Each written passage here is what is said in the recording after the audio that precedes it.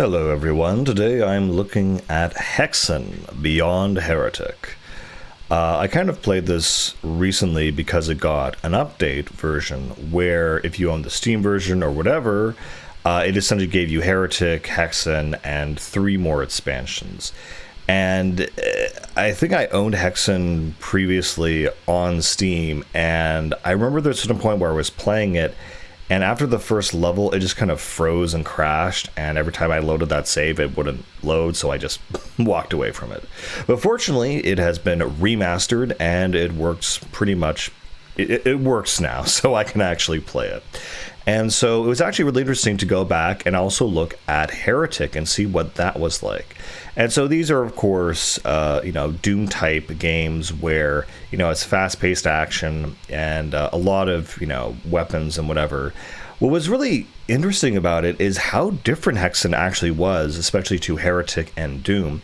So the base game Heretic, again, I really did enjoy it because you have the weapons, the pistol, the chain gun, all the weapons kind of have the same kind of environment or the same kind of function, basically. But you just have magic wands and other kind of spells that you cast that just act as those, other weapons. What's really cool is that you would have certain upgrades. For example, instead of having just quad damage, a special item that you would pick up and you would activate would actually change the firing type of the weapon, which I think was really, really cool. And so suddenly now if you had a ton of ammo for that weapon, it made a lot of sense to use it more. So, for example, the base wand now shoots a whole blast of sparks rather than just one. You had one of these homing missile or homing style attacks that now did this kind of blood rain thing. It was really cool to see how each weapon kind of adapted and evolved. It was kind of like the Pack-a-Punch from Call of Duty Zombies, but like a limited time kind of thing, which again, is really cool. And as I was mentioning, the structure is also very different. So for example, Heretic, it is very, very similar to Doom in the sense that you have, 4 or 5 chapters, and in those chapters contain 8 missions, and you have a big boss at the end of it. It's very much rinse and repeat. It's not anything really new. It was kind of more what I was expecting in terms of a Doom type game, where you have certain weapons that you get throughout the campaign that kind of upgrade over time, different kinds of environments, enemies, kind of very predictable stuff. Hexen, however, it tried to take a more story-based approach. So that's the first thing. You don't just have text, on the wall now. You actually have cutscenes that play that are fully 3D rendered. And I believe these are actually new and unique to the remaster themselves, that they weren't in the original. Again, you'd had the standard text-based wall, which would, show everything. But for Hexen, it tried to take a more story-based thing, and I did a lot of things differently. For example, now you have 3 different classes you choose to play as. So instead of having a bunch of weapons all for one person, you actually have to choose your class. And so you have warrior, cleric, and mage. So the warrior's the fastest, the strongest. A lot of his attacks focus on melee damage, obviously. The mage is the one that uses kind of all spells, so he has the lowest armor rating, lowest defense, but he has pretty much only all ranged attacks that allow him to shoot things from afar. He has a freezing attack, lightning attack, and a kind of like a combination attack that just devastates everything in these giant fireballs. And for the warrior, you have an axe, a hammer that also you can throw, and finally the giant sword, which I think actually was my favorite. The sword that also shot out flaming, like green flaming bolts, which kind of acted as like explosives. It was really good. And then finally, you have the cleric, who is kind of the in-between and kind of the semi-canon character of the campaign, who has both magic and melee attacks. And yeah, he's my favorite class to play as, because his weapons are so interesting. Sure, so you start off with like a base flail and a shield, but then he also gets this serpent rod, which also steals health and also is a ranged weapon. And then you have this like fire casting attack, which sets enemies on fire in kind of like a vertical column. And then finally his ultimate weapon, which I think is the coolest thing, is this like cross-based cannon which shoots a bolt at an enemy, and if it makes contact, all of these specters come out of the ether and eviscerate everything in a giant AoE.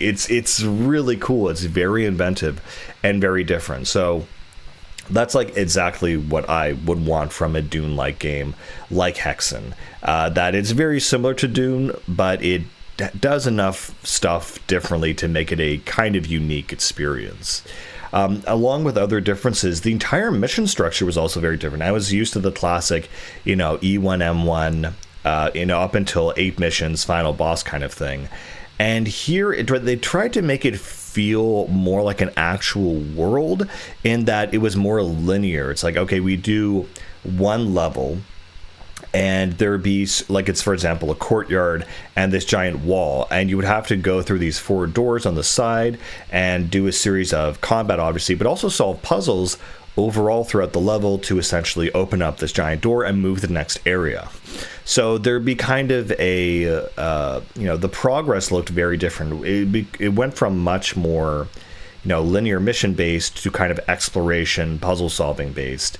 And it kind of, I guess, because of that, wasn't very kind to replayability, because the idea is that it's not as segmented. You can't load into that exact same location because there's so much in that area, which I think is fine. It's not a bad thing, or it was just different. Again, I think there's good enemy variety.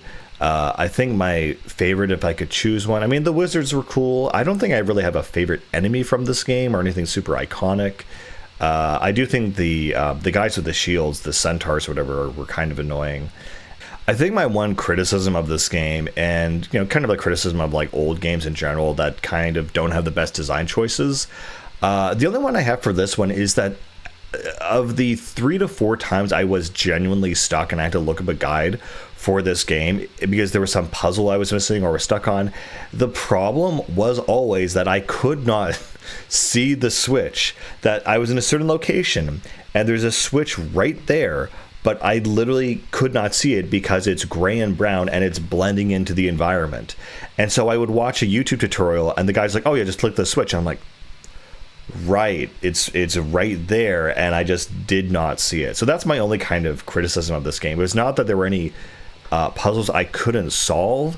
It just I couldn't see the switches to begin with. So that was the only frustrating aspect of this game. But besides that, it was a lot of fun. It was great. So yeah, I'm not exactly sure how this game is regarded, if it has a cult following. Is it better than Doom? I wouldn't say that, but it's definitely on par with it. It does some things differently, but it's still a fun overall experience. I guess the only thing that might hold it back, and it does show the changes in the industry and trying to tell stories and build worlds, is that with what you would call desegmentation, everything's kind of, in one location, is that it takes away from that linearity. So I could see myself replaying Doom far more times than this game, because Doom is just get from point A to point B as killing as many things as possible along the way. It's more of a traditional kind of game format, while this one is kind of leaning towards the more open world storytelling aspect, which I think is really interesting because this is very early. Like, this is in the 1996, 97, whenever this game came out. So it's kind of already showing that kind of pivoting to that different philosophy even here. So I think that's the only really interesting takeaway I have from playing Hexen. Again, it's very interesting to see the 3 kind of classes and characters, and they show up in cutscenes as if they're in real, like, in-world characters, kind of like how you might have Diablo or TF2. Like, yeah, there are certain archetypes you play as, but there are also characters cohabitating that world as well, which is kind of interesting. Also, I think the other thing that makes Hexen stand apart is that there are certain items that you use, and how you use these items, they're very different from, let's say, Doom, because usually when you find an item you just pick it up and use it, but here you pick things up and use them later. So you have things like pretty interesting things like runes that will make an AoE to push enemies away. You of course have potions to heal you on the go. You you have things that, like you have speed boots that increase your speed. You, of course, have... Actually, I'm not sure if you have weapons or like an item that increases weapon output or weapon damage, but you definitely do have weapons that refill your ammo. This is the other interesting, I think, too, about Hexen, is that you have blue mana and green mana, and kind of that's it.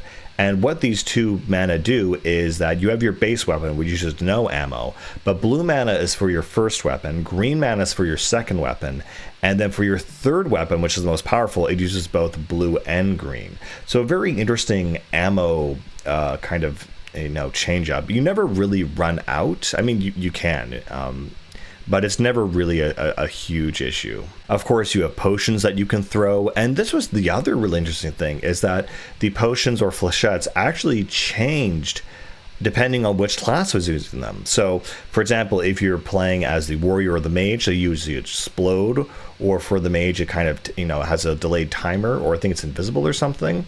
Meanwhile, for the cleric, if you use the kind of evil potion, it creates a poison cloud in front of the enemy. It kind of doesn't exactly block them from advancing, but it definitely does damage them a lot, to the point where it doesn't matter if they can advance or not. So really interesting things like that. Also, the puzzle's a lot more dynamic. Usually in Doom, even in the first Heretic, you would have sort of a select amount of keys. You'd have yellow, green, and blue, I believe. That would be very distinct, and it would kind of just recycle through those keys every level if it was a key-based level. While Hexen, you have different items for every puzzle. You would have a bunch of wolf medallions. Sometimes you'd have a bunch of, crucifixes and artifacts. And so that kind of what you would call constant was no longer the case. It was very variable to the environment. So again, showing a kind of a divergence into a more dynamic story-based experience rather than just rinse and repeat. This is a video game kind of thing. Of course, the other thing I should have mentioned about Hexen, that's probably the biggest change ever, is that you can jump in this game. That for a Doom player that's very, very novel. Jumping is a big deal, and it changes, of course, the level geometry, how you navigated, the different kind of challenges you give to the player.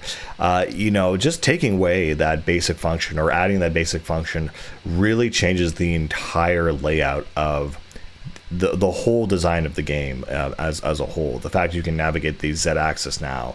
Well, I mean, you could navigate the Z-axis in Doom, you would just fall on things, but here it's kind of like Dark Souls, where you realize, oh yeah, you can't actually jump in that game. It's kind of weird to think about, and here you can jump. So revolutionary, I know. Anyway, not much else to say. The graphics, sandboxes, and everything look more or less the same. It functions more or less the same. The items are neat, but yeah, I'd say it's not better or worse than Doom. I think it's just another version of it that I think is worth playing. Yeah, there's more focus on melee combat classes, but it's still just overall a nice FPS. Anyway, guys, that's pretty much all I have to say about this one. I'll see you later. Bye.